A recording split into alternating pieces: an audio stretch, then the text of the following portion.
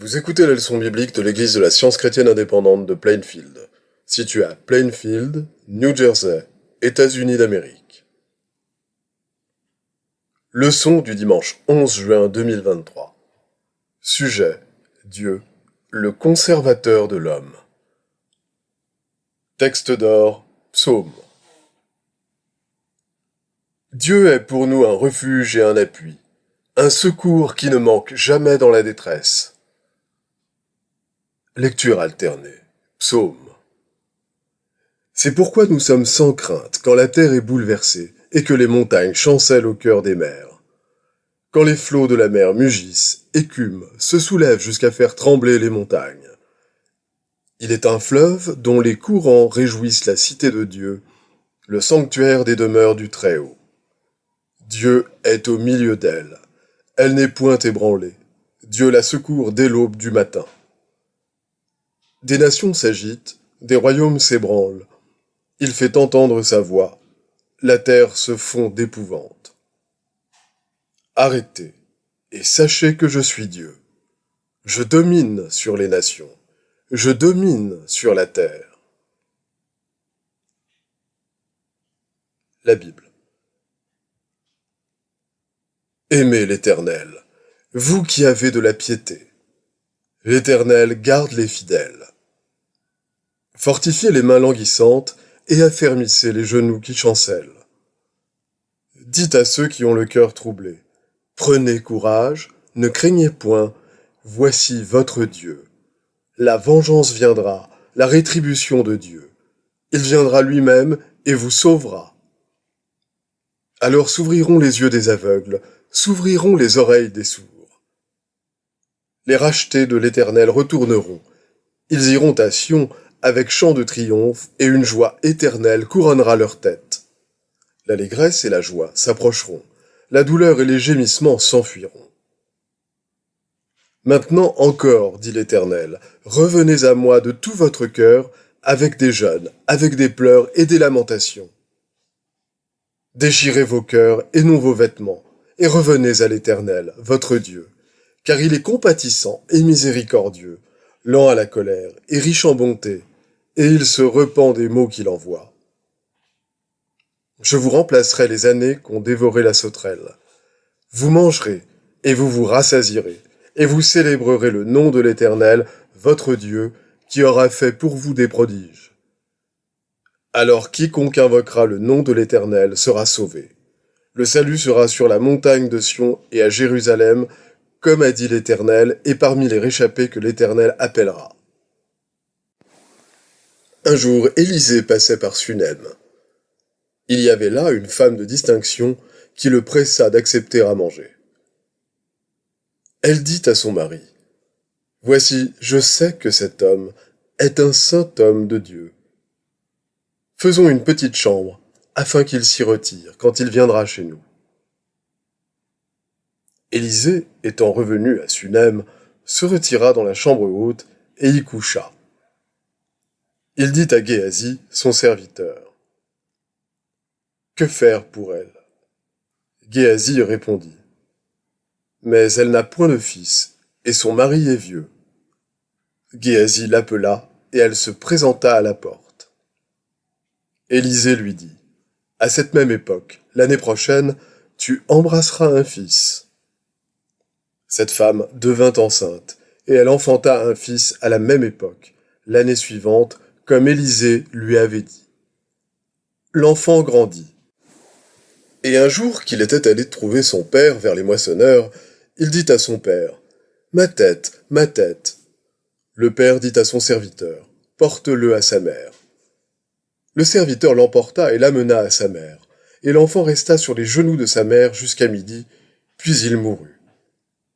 Elle monta, le coucha sur le lit de l'homme de Dieu, ferma la porte sur lui et sortit. Elle partit donc et se rendit vers l'homme de Dieu sur la montagne du Carmel. L'homme de Dieu dit à Géasi, son serviteur, « Maintenant cours donc à sa rencontre et dis-lui, « Te portes-tu bien? Ton mari et ton enfant se portent-ils bien ?» Elle répondit, « Bien. » La mère de l'enfant dit, « L'Éternel est vivant, et ton âme est vivante. Je ne te quitterai point. » Et il se leva et la suivit. Lorsque Élisée arriva dans la maison, voici, l'enfant était mort, couché sur son lit. Élisée entra et ferma la porte sur eux deux, et il pria l'Éternel. Et il s'étendit sur lui, et la chair de l'enfant se réchauffa. Et l'enfant éternua 7 fois, et il ouvrit les yeux.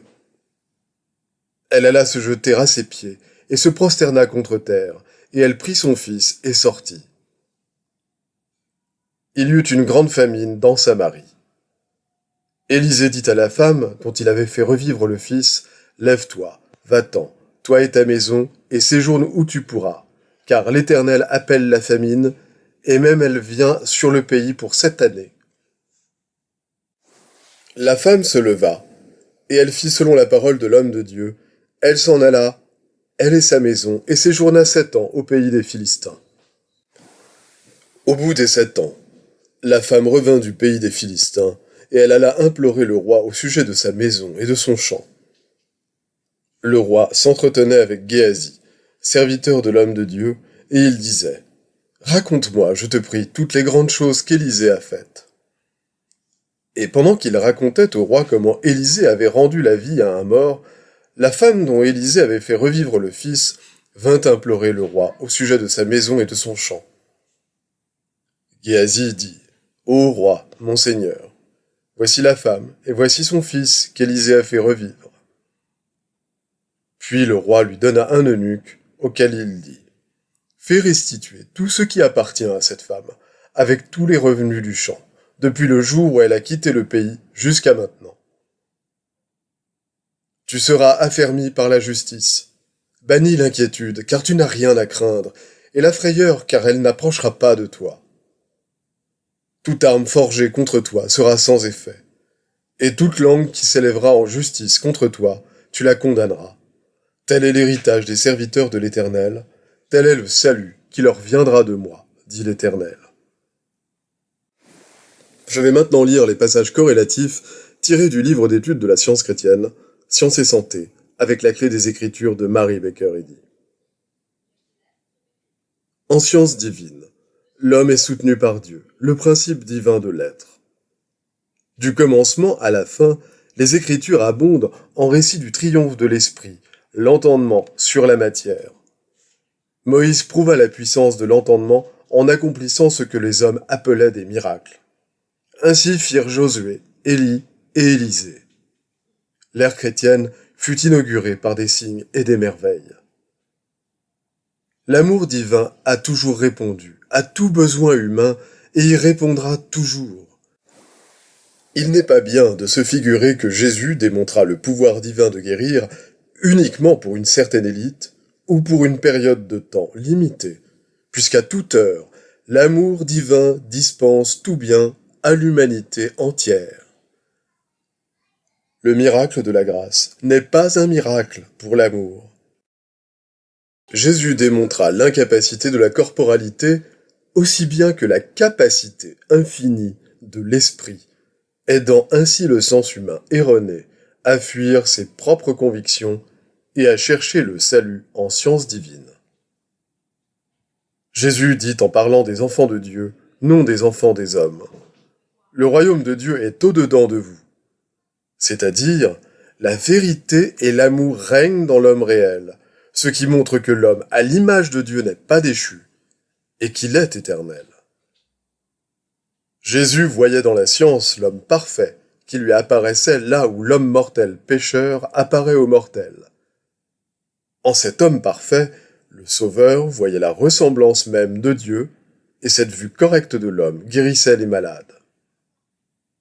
Ainsi Jésus enseignait que le royaume de Dieu est intact, universel, et que l'homme est pur et saint. La relation de Dieu à l'homme, du principe divin à l'idée, est indestructible dans la science, et la science ne connaît ni déviation de l'harmonie, ni retour à l'harmonie, mais elle affirme que l'ordre divin ou loi spirituelle, dans lequel Dieu et tout ce qu'il crée sont parfaits et éternels, est demeuré inchangé dans son histoire éternelle. Les faits de la science divine devraient être admis. bien que leur évidence ne soit pas soutenue par le mal, la matière, ni le sens matériel, parce que l'évidence que Dieu et l'homme coexistent est pleinement soutenue par le sens spirituel. L'homme est le reflet de Dieu, et l'a toujours été. Dieu est infini, par conséquent toujours présent, et il n'y a pas d'autre pouvoir ni d'autre présence. Donc la spiritualité de l'univers est le seul fait de la création. Que Dieu soit reconnu vrai, mais tout homme matériel menteur. Une fois détruite par la science divine, la fausse manifestation apparente au sens corporel disparaît. D'où l'opposition de l'homme sensuel à la science de l'âme et à la signification de ce passage de l'Écriture. L'affection de la chair est inimitié contre Dieu. Le fait central de la Bible est la supériorité du pouvoir spirituel sur le pouvoir physique. Chaque épreuve de notre foi en Dieu nous fortifie. Plus la condition matérielle devant être vaincue par l'esprit semble difficile, plus notre foi devrait être profonde et notre amour pur. L'apôtre Jean dit : « Il n'y a pas de crainte dans l'amour, mais l'amour parfait bannit la crainte. Celui qui craint n'est pas parfait dans l'amour. » C'est là une déclaration précise et inspirée de la science chrétienne. Les épreuves font voir la sollicitude de Dieu. Le développement spirituel ne naît pas de la graine semée dans le terrain des espérances matérielles.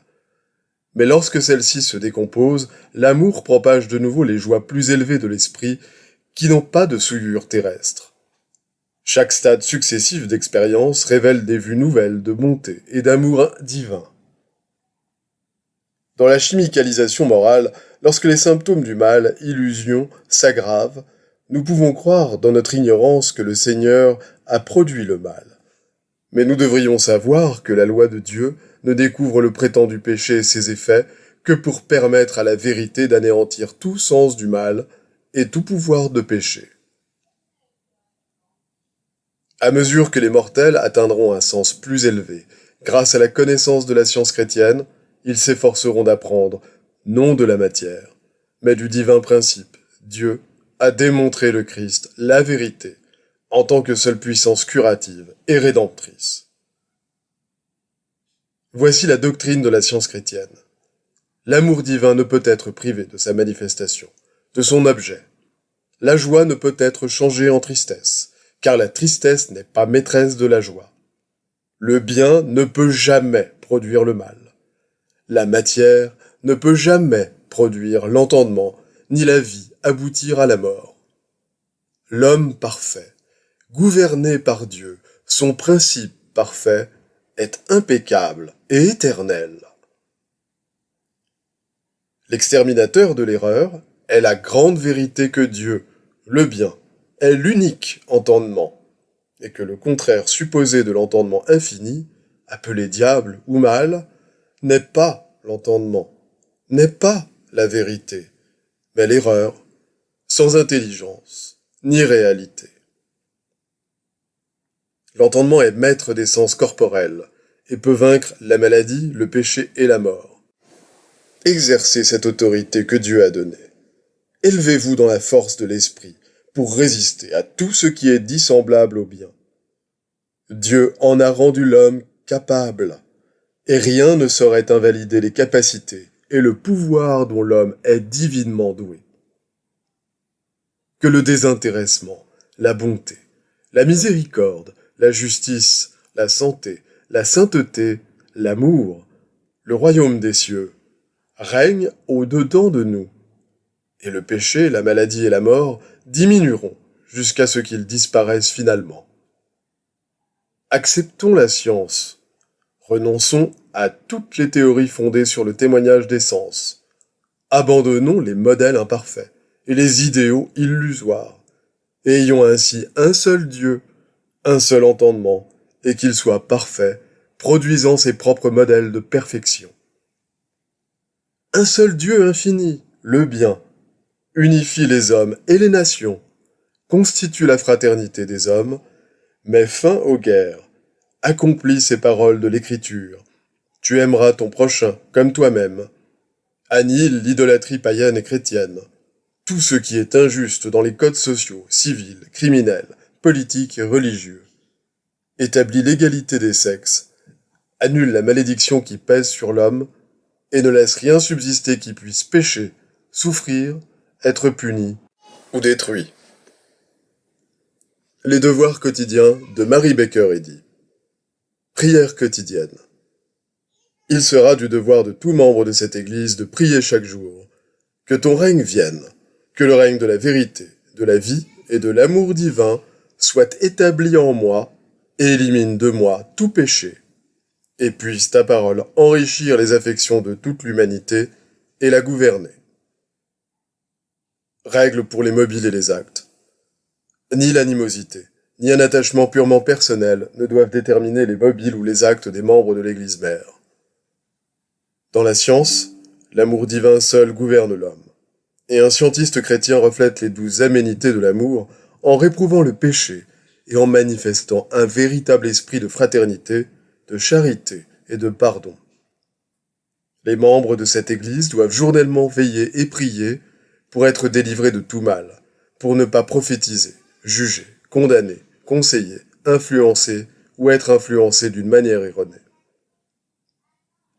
Vigilance face au devoir. Il sera du devoir de chaque membre de cette Église de se défendre journellement contre la suggestion mentale agressive et de ne pas se laisser entraîner à oublier ou à négliger son devoir envers Dieu, envers son leader et envers l'humanité. Par ses œuvres, il sera jugé et justifié ou condamné.